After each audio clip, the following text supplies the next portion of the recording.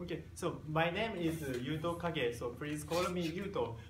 I came from Japan, Fukuoka, and I have been in Fukuoka since I was born.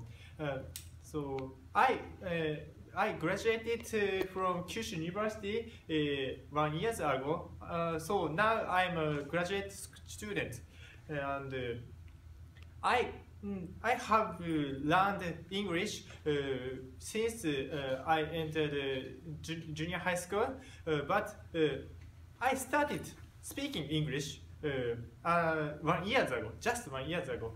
Yeah, so I have learned only reading English or listening English. So speaking is very fresh for me, and I want to take away from this.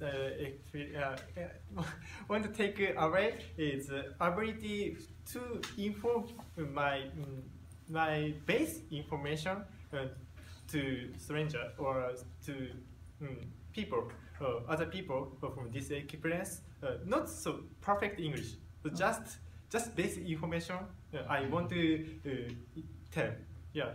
So and my major in my university is chemistry, exactly organic chemistry, and now I'm researching about organic photovoltaics, in easy words, organic solar cell. So I want to solve the energy problem nowadays. Over. Thank you.